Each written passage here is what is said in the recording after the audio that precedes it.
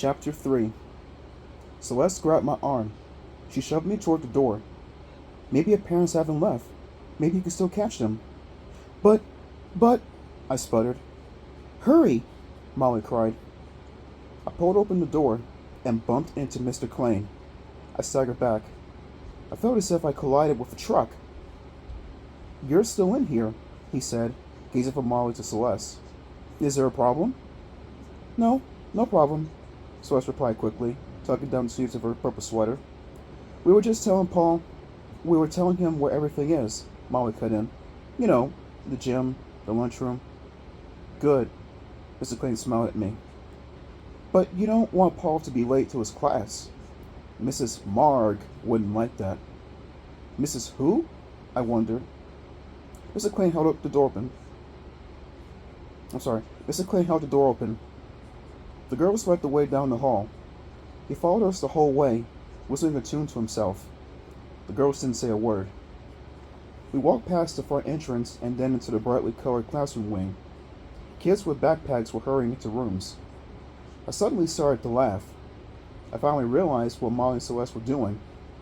They were playing a little welcome joke on the new kid. Mr. Klain had warned me to watch out. He said the old-timers like to play tricks on newcomers. Well, they really fooled me, I thought. They really had me scared for a moment. I could see them both staring at me as we walked. They wondered why I was laughing. I didn't say a word. I'm not as dumb as I look, I decided. We stepped into a classroom, room 333. At first I thought we were late. I thought class had already begun, because it was so silent in the room. But I didn't see a teacher at the front of the room. I saw several kids with their heads hurled in books, reading intently. Two kids leaned over their desks, typing furiously on laptops. A few others were scribbling in notebooks.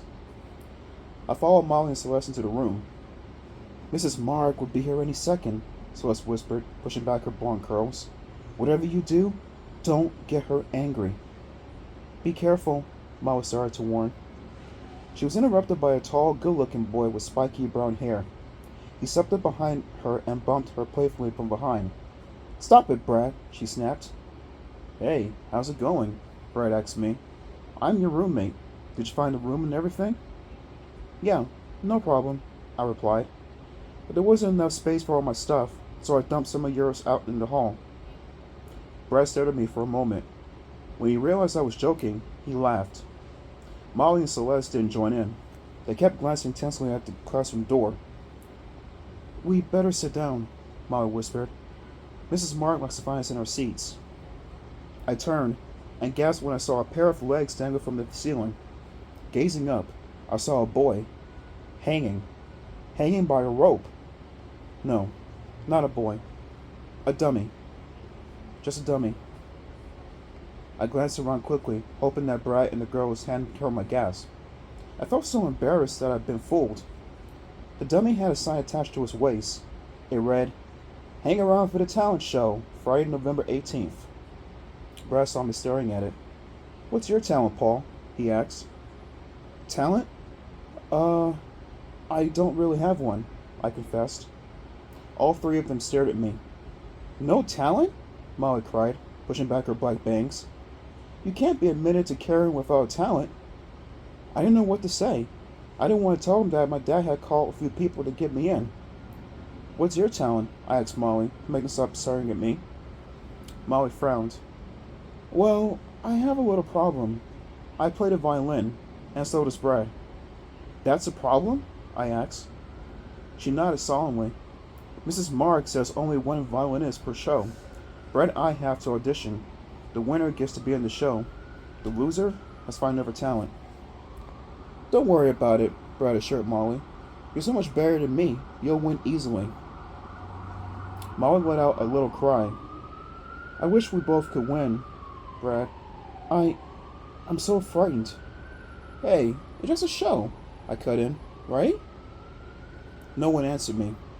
All around us, kids sat with their faces pressed into their books. I'm a singer, Celeste told me. So far, there's just one singer, so I'm safe. You're not a singer, are you, Paul? No way, I said. My dad says I can't carry a tune in the bucket. Why is everyone so stressed about the talent show? Again, no one answered. All three of them turned to the door, still no sign of the teacher. You've got to find talent, Brad said. If you don't, his voice trailed off. They're trying to scare me, I realized. They're having some fun, trying to scare the new kid. I've got a talent, I exclaimed. I'm a dancer. I'm an awesome dancer. I reached up with both hands, tugged the dummy off his rope, and started to dance with it. I threw his arms around my neck, clutched his waist, and began to twirl in a circle, humming loudly. I expected the class to burst out laughing. I expected some cheers, some applause. Back in my old school, the kids would have gone berserk. But here, most of the kids didn't even glance up. They kept reading their books and scribbling their notes. I pressed the dummy's face against mine and strutted across the room in a crazy tango. No laughs, no cheers. Brad, Molly, and Celeste gaped at me, eyes wide, faces frozen in horror. What is their problem? I wondered. This is funny. I did a wild spin. Oops! The dummy slipped from my hands. I grabbed for it, tripped over it, and stumbled to the floor on top of it. The room remained totally silent. I raised my head, started to roll off the dummy, but I stopped when I saw a massive figure fill in the doorway. Mrs. Marg! On top of the dummy on my hands and knees on the floor, I stared up at her. She wore a shiny red dress. She was so wide, she blocked all the light from the hall. She narrowed watery brown eyes at me and growled, You must be Paul. I could see everyone staring at me now. Even the kids who had been pounding away on their laptops had raised their heads to watch me. I picked myself up off the floor. Sorry, I muttered. I bent to pick up the dummy, but Mrs. Marg motioned with a big hand for me to leave it on the floor. Come here, Paul. She had a gravelly voice. It sounded like she had marbles rolling around in her throat. I hesitated, squinting at the bright red dress that filled the doorway. Come here, Paul, she repeated. The watery brown eyes stayed on me. She didn't blink. Her lumpy round face had no expression at all. Come here. I glimpsed Molly and Celeste. Their features were set, jaws clenched, eyes wide, with fright. I shoved my hands into my jeans pockets and made my way slowly to the doorway. I was just kidding around with the dummy, I explained. Mrs. Marg nodded. Let me have a taste, she said softly. I swallowed hard. What did she say? Come here, Paul, she repeated. Let me have a taste. I heard Celeste utter a soft cry behind me. I didn't hear another sound. The room grew so silent I could hear the soft scrape of my sneakers on the wood floors across the room. I stepped up to Miss Marg.